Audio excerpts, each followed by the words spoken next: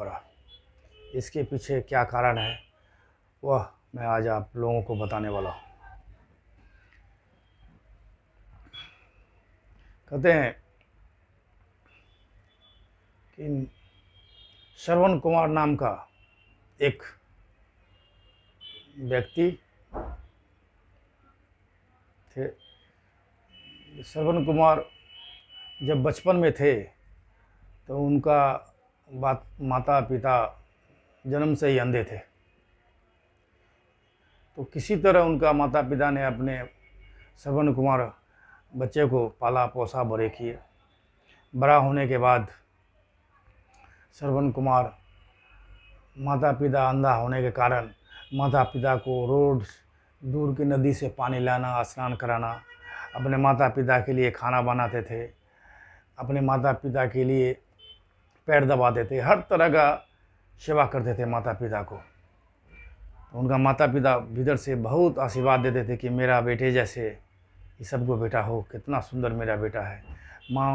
माँ जाती थी कि बेटा तुम अकेले इतना काम करते हो, मैं भी तो कुछ कर सकता हूँ। तो बोला नहीं माँ, मैं अब बड़ा हो गया हूँ, तुम लोग क्यों करोगी, मैं तो हूँ, तुम लोग अंधे हो मुझे, लेकिन मेरा बाप माँ जिंदा है, मैं बाप माँ को सेवा करता हूँ, यही हमारे लिए बहुत है। तो ये बात सुनकर के उनके माता पिता बहुत खुश होते थे कि मेरा बेटा कितना आज्ञाकारी है।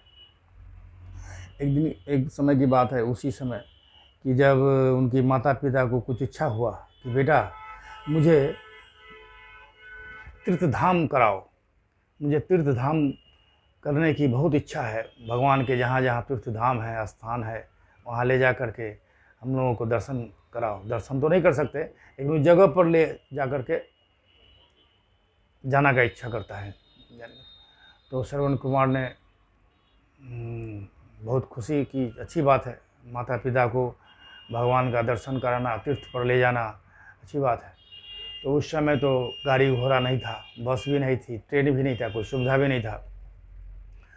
तो उसने क्या किया, अब दो बागी बनाए, मैंने दो बड़ा बड़ा टोकरी लेकर के, और उसमें मोटा मोटा रस्सी बांध करके तराजू के टाइप पर उन्होंने तराजू टाइप का बनाया, और उस टोकरी में एक में अपने अंधे पिता को और एक टोकरी में अपने अंधे माता को बैठा दिया, और बीच में मोटा लकड़ी लगा करके अपने कंधे पर लेकर के चला तीर्थ करने के लिए।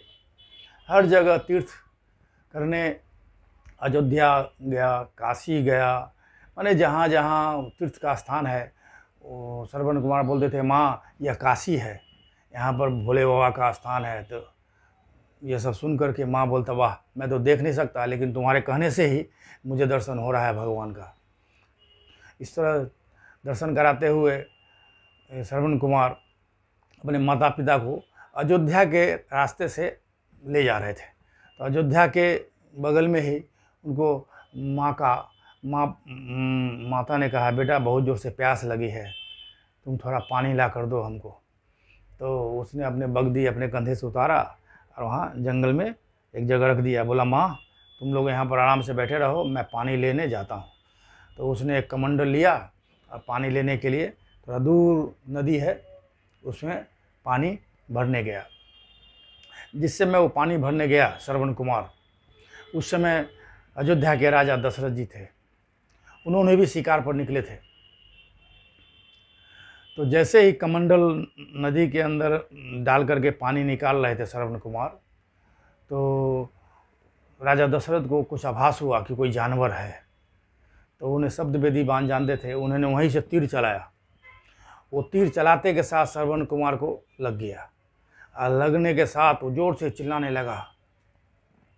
तो ये सुनकर के दशरथ जी सुने, चले अपना शिकार को देखने जाते हैं। जब वहाँ पर जाकर देखते हैं तो श्रवण कुमार को बाण लगा हुआ है। यह देख कर के बहुत अफसोस में पड़ गए। राजा दशरथ जी बहुत अफसोस में पड़ गए, कहीं तो हमसे बहुत बड़ा पाप हो गया, मैंने ऐसे क्यों किया, बहुत पछताने लगे। फिर बोले कारण पूछे तो श्रवण कुमार ने कहा आप मेरा उपकार करेंगे। बोला पहले तो बोले कि भाई हमसे बहुत भूल हो गया, हमने जानवर समझकर तीर चलाए, और लग गया आपको, मुझे बहुत दुख हो रहा है, बहुत भीतर से पछतावा हो रहा है। तो वो श्रवण कुमार बोले कोई बात नहीं है, आप एक काम करें, हमारे ये कमंडल में पानी भरा हुआ है, दूर बैठे जंगल में मेरे मेरे माता पिता अंधे हैं, उनको बहुत ज़ोर से प्यास लगा है, उनको आप जाकर ये पानी पिला दीजिए। और भूल से भी मत कहिएगा कि मुझे तीर लगा है, नहीं तो माता पिता बहुत दुखी होंगे, बहुत कष्ट में आ जाएंगे। आइए बोलते के साथ श्रवण कुमार वहीं पर मृत्यु को त्याग हो गए, माने उनका देह त्याग दिए। उसके बाद दशरथ जी किसी तरह वहाँ से गए उनके माता पिता के पास। तो उनकी आहट के आवाज़ से उनको माता ने बोला, वो अपने अपने बच्चे के आहट की आवाज़ समझते थे कि मेरा बेटा का आहट है कि कोई दूसरे का। तो उसने आहट की आवाज़ से सुने, ये तो मेरा श्रवण कुमार का ये तो आवाज़ नहीं है जो आ रहा है कोई व्यक्ति। फिर भी किसी तरह गए तो उसकी माँ ने नज़दीक जाते ही उसकी श्रवण कुमार की माँ ने पूछा, तुम कौन हो, तुम यहाँ पर क्यों आए हो, और मेरा बेटा कहाँ पर है। फिर भी दशरथ जी कुछ नहीं बोले, किसी तरह उनके हाथ में कमंडल थमाए और बोले, माताजी ये पानी है, पीजिए। बोले नहीं, मैंने मेरा बेटा कहाँ पर है। तो दशरथ जी को बोलना पड़ा कि मैंने भूल से जानवर समझकर तीर चलाए थे, या वह तीर आपके लड़का श्रवण कुमार को लग गया है। यह सुनते के साथ उनकी माँ ज़ोर ज़ोर से चिल्लाने लगी और उनके पिताजी भी बहुत क्रोधित हुए, बोले तुमने मेरे बेटे को तीर से। और फिर दशरथ जी बोले मेरा बेटा, तो दशरथ जी बोले नहीं, आपका लड़का तो परलोक सिधार गए, वो तो जीवित नहीं है। बस इस पर तो जो क्रोधित हुए श्रवण जी का पिताजी, उन्होंने दशरथ जी को श्राप दे दिया कि आज जिस तरह मैं तड़प रहा हूँ, जिस तरह मैं कष्ट से भोग रहा हूँ, उसी तरह तुम भी अपने बेटे को लिए एक दिन तड़पोगे कष्ट से। और यही बोलते के साथ उनके माता पिता भी वहीं पर प्राण त्याग दिए। दशरथ जी को ये सब देख करके बहुत पश्चाताप हुआ। तो यही उनका जो था श्राप दशरथ जी को लग गया, जो भगवान राम को 14 वर्ष वनवास, कैकेयी उनकी जो माँ थी, सौतेली माँ भगवान राम के, उनके मुख से यही इसी के कारण निकला। और दशरथ जी ने समझ गए, अब मेरा बेटा एक बार बोले कि तुम्हारी माँ की ये इच्छा है, तो एक ही बार में भगवान राम ने अपने पिताजी का आज्ञा मान लिया कि नहीं, मैं 14 वर्ष जाऊँगा। और उनका 14 वर्ष जाना ही था कि इधर दशरथ जी को शोक पकड़ लिया कि सबसे प्रिय बेटा मेरा राम जा रहा है। उस शोक से दशरथ जी वो भी अपने प्राण त्याग दिए थे बाद में। तो कहने का मतलब है कि ये त्रेता युग की कहानी है।